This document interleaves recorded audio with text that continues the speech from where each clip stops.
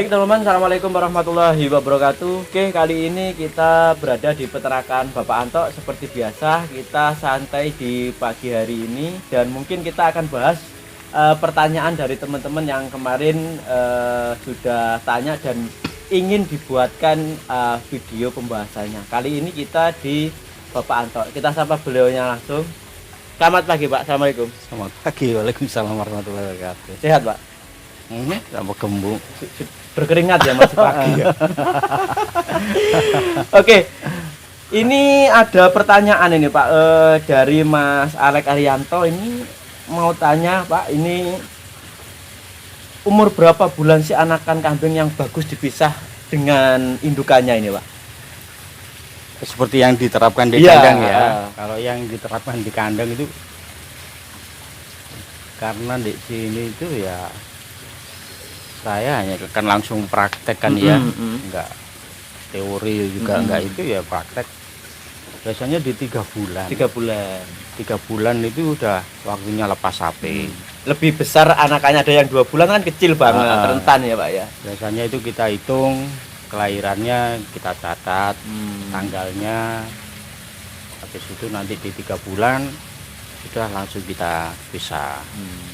Biasanya di 1 bulan kalau kepingin cepet dipopulasinya ternaknya di 1 bulan, anak 1 bulan masuk ke jantan. Oh gitu. Oh di koloni. Di koloni langsung. Koloni langsung ya, bersama anakannya juga Pak ya. Anaknya juga. Nanti anaknya di usia 3 bulan baru dilepas. Baru kita pisah ya Pak ya. Berarti selama rentan 3 bulan dikasih pejantannya di umur berapa Pak anakannya? Ya 1 bulan itu. 1 bulan ya. 1 bulan itu kalau pengen cepat.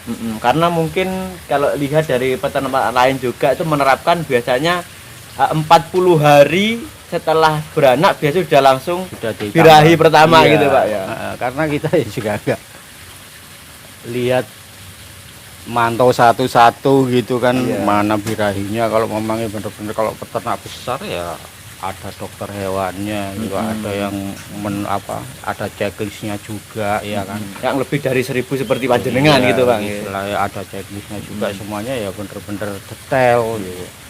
Tapi kalau bagi pemula ya coba diterapkan hal semacam itu, karena kepinginnya kita gimana caranya populasi kita banyak dulu lah. Banyak dulu ya, seperti itu yang saya terapkan di kandang. Tapi alhamdulillah juga akhirnya juga ya banyak juga. Terus untuk dari betina atau mungkin dari anakannya Pak ya, anakannya itu biasanya kan juga dipelajari selama mungkin berada di indukan ya Pak ya. Berada sama indukan itu pakannya dikasih apa Pak? Hijauan atau mungkin sesuai dengan pakan di teman-teman yang ada, atau mungkin fermentasi seperti ya disesuaikan sama keadaan di daerahnya aja. Kalau di kandang saya kan semuanya kan memang dari awal kan difermentasi kan ya. Cuma memang fermentasi untuk breeding gitu Pak. Jangan samakan breeding dan pengemukan, nanti bisa kalau salah gitu Pak. Jadi kalau mamanya nanti di kandang itu dipisah. Makanya di kandang kalau mamanya saya koloni 10 betina 1 jantan, yang untuk saat ini tuh, walaupun nanti di kandang teman-teman ada yang 5, 1 betina, berbeda-beda penerapannya sesuai dengan lokasi Pak ya, atau 20 itu ya juga ya terserah aja. Nah tapi pakannya kita pisah. Jadi antara yang untuk yang buat indukan kita tinggikan. Kita tinggikan. Kalau di kandang yang diterapkan ya seperti pagi kita kasih pakan fermentasi, sorenya kita kasih hijauan ataupun kita kasih selase. Nah untuk yang kecil, untuk yang anak-anaknya di usia yang habis melahirkan, memang kan dia kan nyusui dulu kan, nyusui dulu.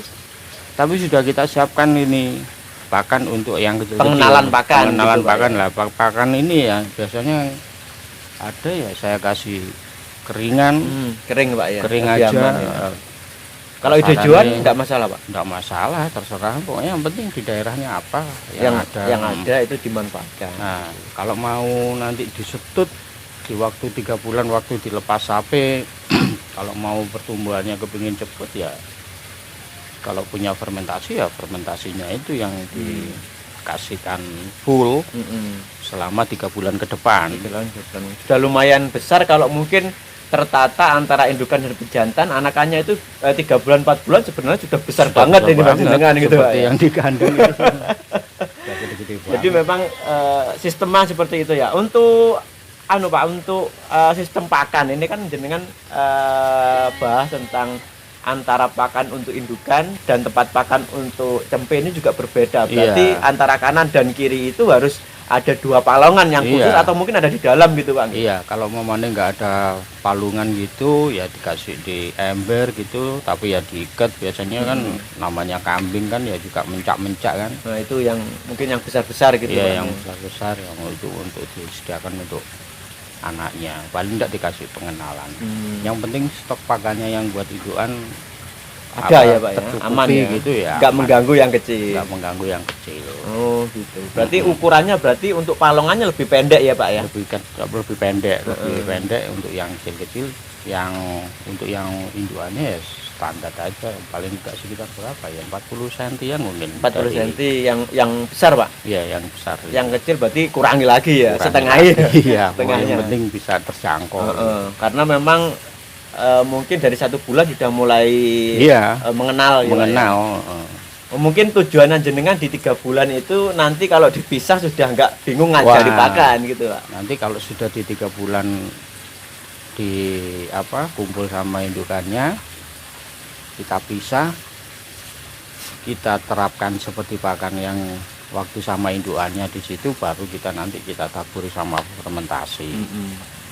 Cara kalau mempelajarinya saya seperti itu. Jadi keringan nanti 1, 2, 3 hari baru ditaburi, kita kasih pakan fermentasi atasnya. Gitu Pak ya. Iya. Pengenalannya Pengenalannya seperti itu. Habis itu kalau sudah habis di palungannya berarti ini sudah mau, atau mungkin dikasih hijauan juga, ya terserah. Yang penting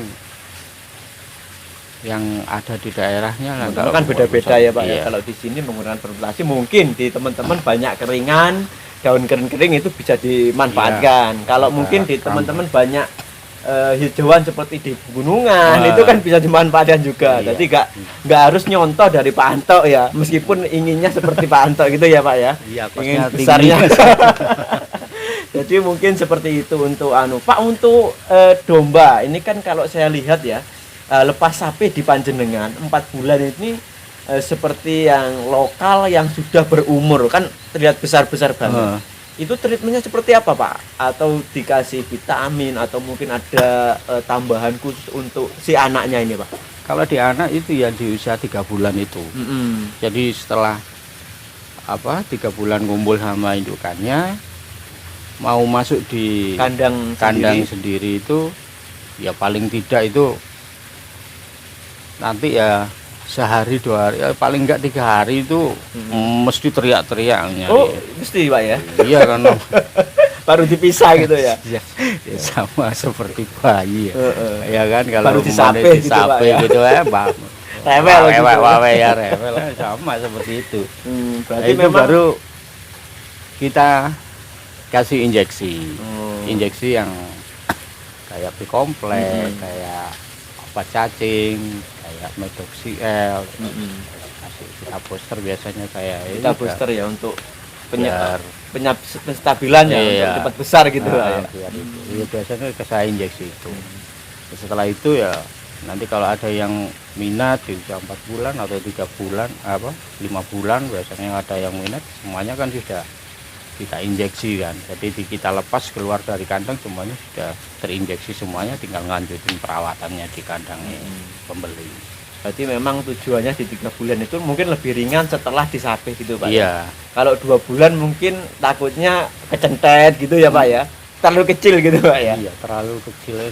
Yang saya terapkan selama ini ya 3 bulan. 3 bulan. Iya, karena ya gimana ya, nggak tahu itu efeknya kecentet itu, saya nggak pernah mencoba. Lebih ringannya seperti itu ya. Nggak terlalu banyak residu ya, 3 bulan lah. 3 bulan. Berarti memang untuk induk-indukannya juga kalau pengen lebih cepatnya nanti kalau 3 bulan Mas, nanti kan ada pertanyaan juga, nanti kan kesuwen Mas untuk untuk indukannya bunting. Tapi kalau di 1 bulan sudah dikasih pejantan mungkin sudah sudah kawin ya Pak ya, sudah kawin lagi ya, kan harapannya gitu. kan seperti itu, karena ya bisa jadi di umur yang sebenarnya yang orang-orang bilang itu di 40 hari itu sebenarnya betinanya sudah masa birahi, sudah Awal ya. awal. Kalau nunggu birahi lagi kan agak lama gitu. lama lagi lah. Kita nunggunya kalau maunya kita punya 1-2 kambing sih, ataupun peternak besar kan juga punya checklist sih nggak masalah seperti itu. Tahu kan, walaupun nanti di baterai, di sistem baterai dengan Per ekor nggak masalah juga. Cuma lebih ribet ya Pak ya. Ya bukan lebih ribet ya, itu banyak orang lagi. Mungkin di 1000 ini enggak 2 orang Pak ya. 2 orang. Mungkin harus 6 atau 7 ya. Itu pun juga harus ada dokter hewan juga kan, yang lihat setiap yang hari ya per ekornya gitu Pak ya. Dipantau bener-bener dia. Kalau kita ya sudahlah ya, walaupun nggak nemen-nemen ngawurnya gitu, paling tidak kan sudah menerapkan yang kita sudah terapkan lah. Ya semuanya balik lagi ya. Walaupun situ nanti bener-bener detail, bener-bener itu ya semuanya ya balik lagi lah ke hasilnya Pak ya. Hasilnya seperti apa gitu. Berarti kalau untuk indukan yang koloni sama anak itu Pak ya, jadi kasih pejantan dalam waktu 1 bulan, berarti nanti dikembalikan ke kandang koloni biasanya itu berarti sudah pacek kan? Iya sudah itu. Nanti kalau mamanya sudah terlepas sapi, ya kita balikan lagi indukannya ke koloninya. Kasih pejantan lagi. Tapi kan paling tidak kan pejantan yang ini kan sudah pacek gitu ya. Kemungkinan sudah dipajak. Ya. Oke, mungkin cukup demikian ya Pak ya untuk pembahasan untuk Mas Arya ini. Semoga video ini bisa membantu atau mungkin mengedukasi Mas Arya untuk pertanyaan sesuai yang kita bahas tadi ini. Dipakai mau nggak dipakai ya terserah, tapi paling nggak ya sudah punya gambaran acuan ya. Nanti idealismenya di peternak siapa Mas Arya itu tahu sendiri, nanti tak terapkan seperti ini, tak terapkan nanti timbul kok kecocokan, yang pas ini seperti ini, berarti yang saya terapkan bisa memprediksikan sendiri ya Pak di ternaknya beliau ya Pak ya.